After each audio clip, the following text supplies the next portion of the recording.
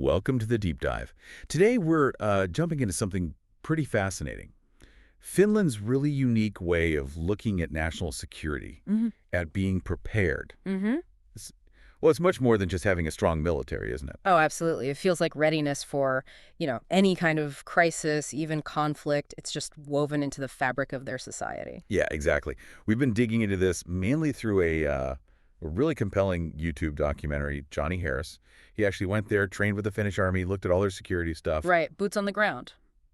So our mission for you today is to kind of unpack all that, the different layers of how they prepare, where it comes from historically, and how it affects everyone there. It's not just soldiers and tanks. It's a whole national mindset. Exactly. Yeah. Okay, so let's get into it. Well, the first thing that jumps out really is how a country like Finland, relatively small, peaceful, has built up this intense readiness. And the video, it throws you straight into this Arctic warfare training. You see Finnish soldiers, NATO troops working together right up near that huge border with Russia. Yeah, over 1,000 kilometers. Yeah. Exactly. And that geography, Russia right there, the Arctic region being so strategic, the Baltic Sea, you immediately get why preparedness is such a priority for them. Totally. And you see the scale of it, too, in exercises like Arctic Forge. That wasn't some small drill. It was like a major operation. U.S., Canada, Norway, Sweden, all simulating defending against a real attack. Yeah, a big deal. And the realism in the footage was, wow, wood-tip blanks, so it feels like live fire. Yeah. Tanks moving, artillery set up, drones, even fighter jets. They take it very seriously. You can tell. It's not just going through the motions. No, absolutely not. It's about creating that pressure, that environment where soldiers really learn, really adapt.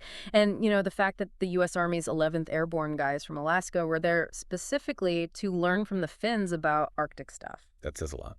It really does. It shows the level of expertise Finland has. You see the American soldiers in the video just experiencing what it really means to operate in that cold. Minus 40 Celsius. That's intense. Seriously cold. And dealing with deep snow, which apparently was tougher than some expected, learning basic survival, like skiing, and even those river immersion drills. Yeah, the river thing looked bracing. Right. But it's not just about surviving the cold physically, it's mental too.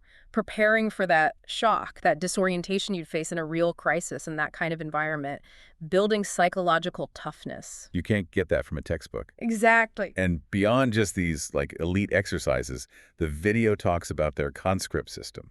Yeah, that's fundamental. Most Finnish men do military service. Right. That creates this baseline military knowledge across the population, Yeah. right? A huge reserve. It does. It's not just a professional force. It means there's this widespread capability, people ready for wartime duty if needed. How does that affect, society, that shared experience? Well, it definitely fosters a kind of shared understanding of defense, I think, a sense of collective responsibility. Makes sense. And you have units like the Jaeger Brigade up north, highly skilled, specialized in Arctic combat, rapid deployment. They're sort of the sharp end of the spear in that environment. Right. All about mobility and adapting to the terrain. And they integrate technology, too, like systems on the weapons that calculate damage in training exercises so they can really analyze what happened afterwards, learn very precisely. Even the seemingly basic stuff, like sleeping in the snow. Yeah. Building those cold shelters specifically designed to hide from infrared drones. That's a deep understanding of the environment, using it for camouflage. The host in the video, Johnny Harris, he had to adjust his shelter, didn't he, to hide better? Exactly. A real-time lesson in camouflage in that specific setting. And all of this, it's so practical, but it's also, as the video shows, just deeply rooted in their history. That's the foundation, isn't it? Absolutely. You can't understand Finland's preparedness today without looking back. They've always been in this tough spot geographically. Caught between big powers, Sweden and the Russian Empire. Right, that constant pressure. And then fighting hard for independence early in the 1900s, the Civil War that followed, it leaves a mark. A deep one.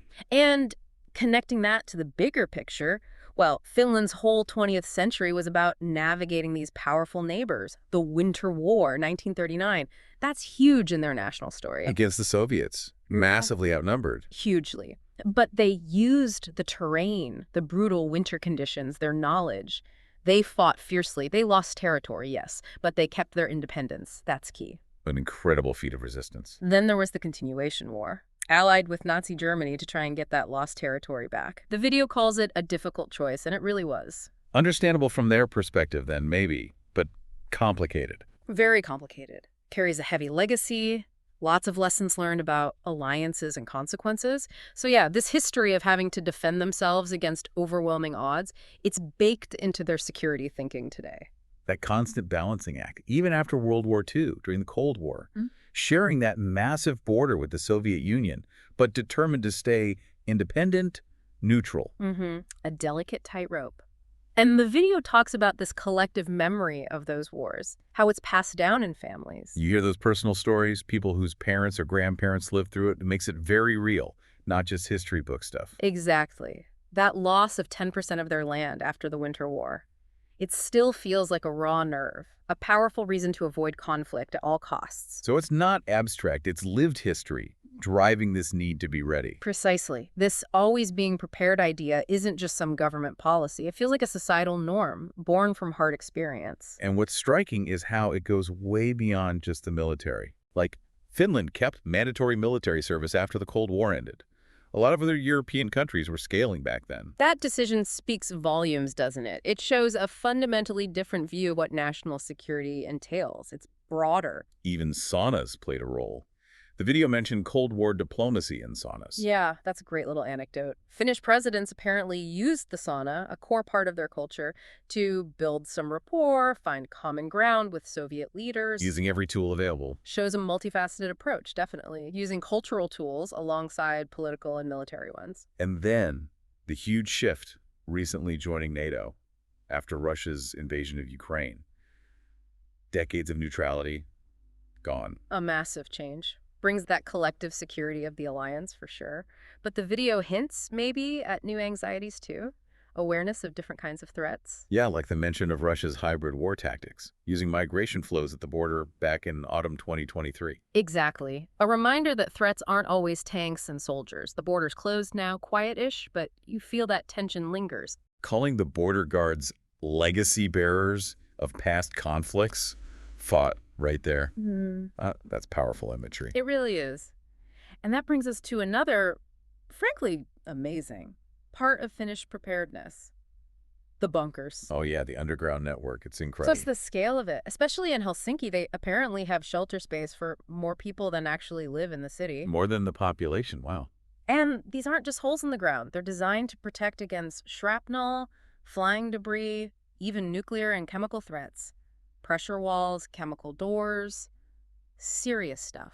But the really clever part is how they use them, right? That's the genius of it, yeah. Dual use. They're not just sitting empty waiting for disaster. They're hockey rinks, swimming pools. Parking garages, playgrounds, businesses rent space down there, so they're constantly maintained, and people know where they are. They use them regularly. It's not some abstract shelter. It's the place you go swimming or park your car.